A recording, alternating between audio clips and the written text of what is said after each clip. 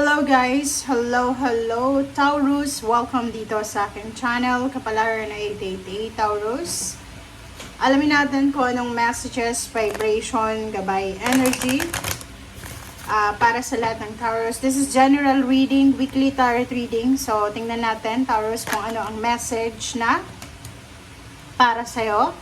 And i-connect mo yung intuition mo sa mga barahan na lumalabas para alam mo kung ito ay para sa'yo or hindi para sa'yo. Okay? So, if alam mo na this card is not mine, okay, just ignore and let go.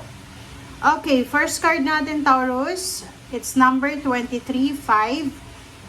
Sinasabi ng barahan sa'yo dito na posibleng meron kang hinihintay na balita. Maybe from the company na ina-applyan mo or pinagtrabahuan mo, or possible na magkaroon ka ng courthouse order. So, hindi ko alam kung ano yan para sa'yo. Nakikita natin na medyo nag-aalala ka siguro kasi maybe late na yung announcement or late na yung balita na hinihintay mo. So, nakikita ko sir dito na this week ay pwedeng nagra-rush ka na para sa information na to. But yung iba naman sa inyo, posibleng kailangan din mag-rush ng pagkuha ng mga paperworks, government paperworks like NBI, police clearance, passport, or kung ano man siya na kailangan mong kunin na agad-agad. Okay, thank you. Pero yung iba, if mayroon kang kaso na involved ka, possible na this week ay dumating na yung sulat or yung court order na pwedeng magdala sa'yo ng nervyos or kung ano pa man. Okay. Face your fears. So, yun. Sa mga Taurus dito na nag-aalala, kasi nga ito is number 5 yan eh. And from the court, legalities from the government. So, hindi ko alam kung anong nangyayari sa iyo, Taurus. Kung ano yung pinagdadaanan mo legal. Pero parang yung confirmation na darating sa iyo sa linggong ito ay pwedeng magdala sa iyo ng takot. But yun na nga, sabi sa'yo dito ng second card mo from your unicorn card na harapin mo daw kung ano yung kinakatakutan mo and alisin mo yung power of fear. Kasi alam mo yung power of fear ay illusion lang naman yan, diba? Diba? So, ang fear is from the devil na patakutin ka talaga hanggat sa sumama ka sa kanya. Parang ganun. So, sa linggong ito, sinasabi ng baraha, ano man ang balita, ano man ang confirmation, ano man ang result or outcome, maybe this is health issues or maybe tanggapin natin, okay? Just accept the reality, just parang ganun lang, okay? Number 2 is diving to new depths. Okay. There is deeper meaning to what is happening. So, kung ano man daw ang nangyayari sa buhay mo sa ngayon, sa pamilya mo, sa paligid mo, everything happens for a reason. So, mag-a-apply yung kasabihan na lahat ng nangyayari sa buhay natin may dahilan sa'yo. So, sinasabi na may dahilan, may rason kung bakit nangyayari to. So, maybe masyado kang nasasaktan, natatakot sa mga nangyayari ngayon. But, stop rushing. Okay? Huwag kang magra-rush ng iyong mga decision making. Take a moment to pause and breathe and relax.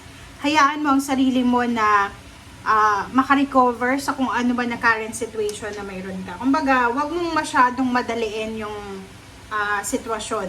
Huwag tayong masyadong magmadali sa result. Huwag tayong masyadong magmadali sa outcome. And number 18 is number 9, clearing the excess. Same to sa Cancer.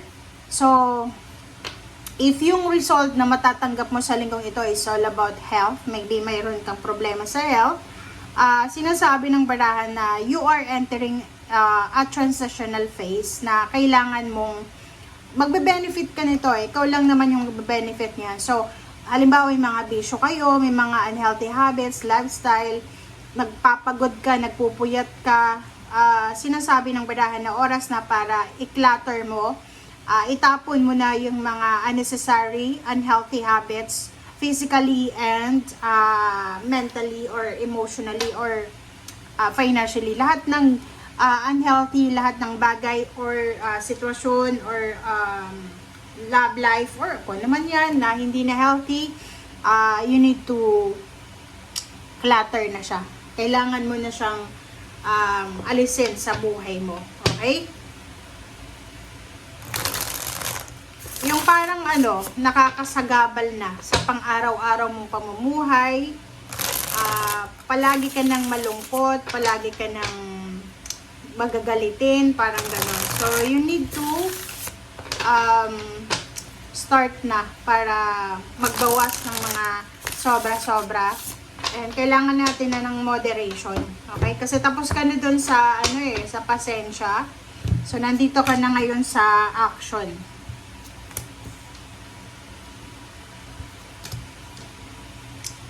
Okay. Taurus.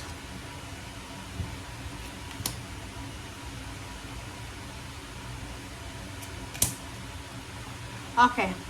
So, meron tayo ditong 2, 4, 6 cards. So, sinasabi ng Baraseo dito ng 9 of Pentacles na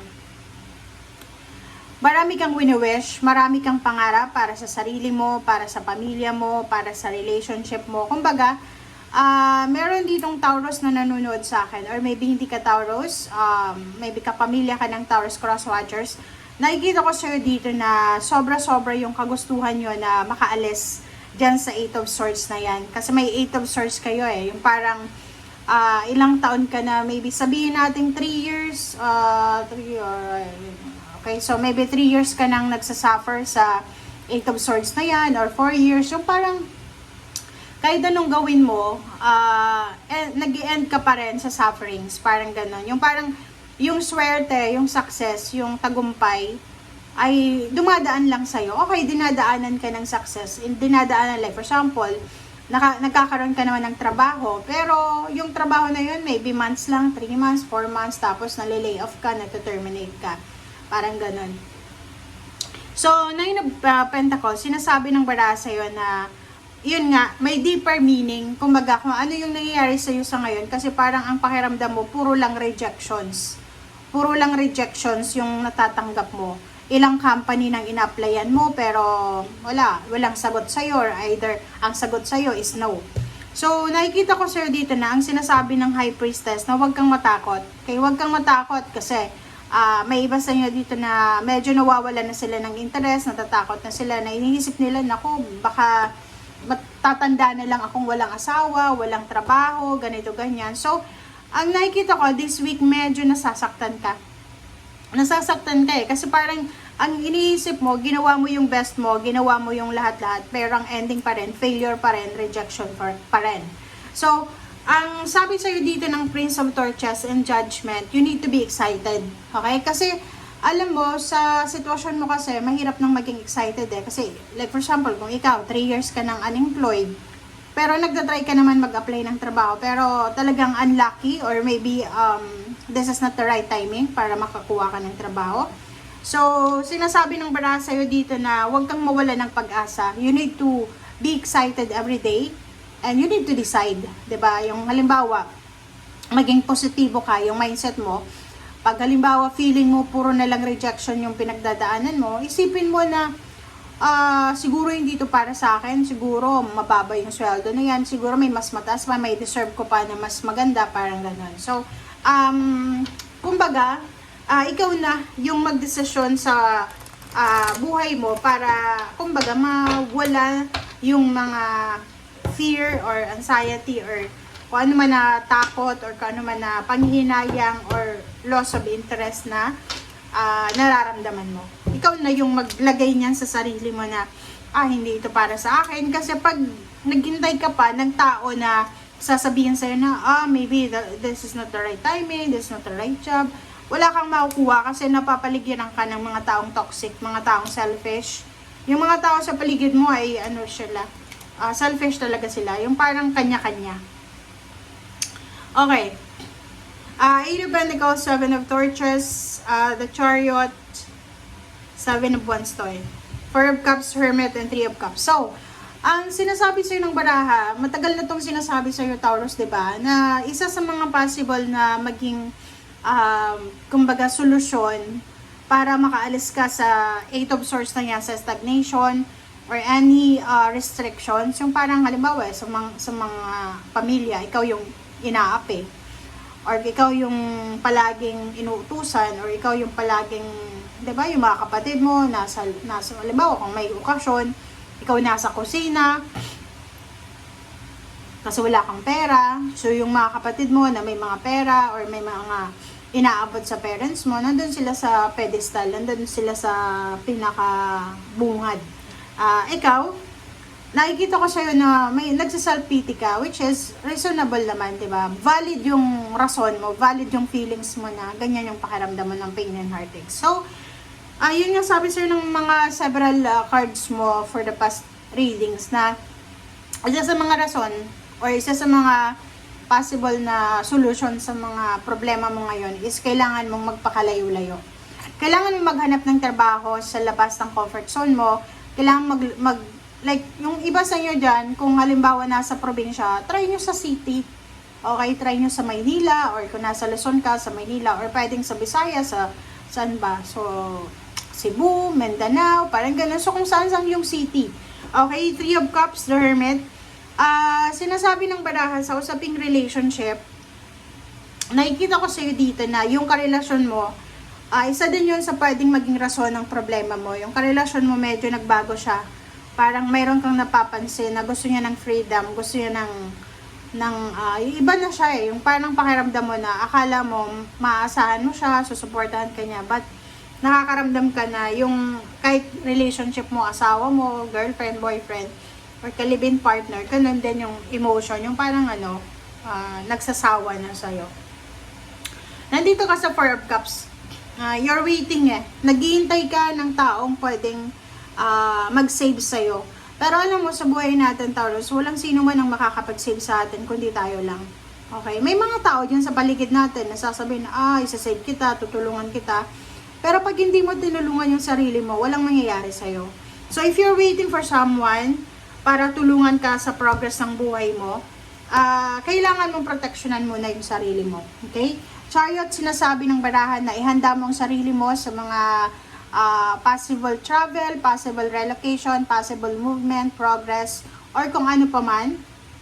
And kung saan ka man papunta, lalo na kung tungkol ito sa trabaho, sinasabi ng barahan na once na may trabaho ka na, kailangan mo siyang alagaan. You need to protect your job, you need to protect your resources, your financial resources. Kasi isipin mo kung 3 years kang unemployed. And 5 of Cups and 3 of Pentacles, 2 of Swords. So nakikita ko sa'yo dito na may mga regrets ka. May nararamdaman kang regrets sa ngayon. Kumbaga, nararamdaman mo sa ngayon na nangihinayang ka eh.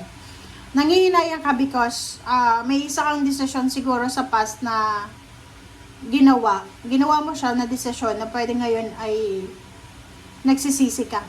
Di ko alam kung ano dyan, or maybe may trabaho ka dati, nag-resign ka, or maybe may relationship ka dati, nakipaghiwalay ka, tapos nagkaroon ka ng bagong relationship, yung bagong relationship mo, ayaw na sa'yo, parang ganun. So, sinasabi ng baraha sa'yo dito na huwag kang matakot.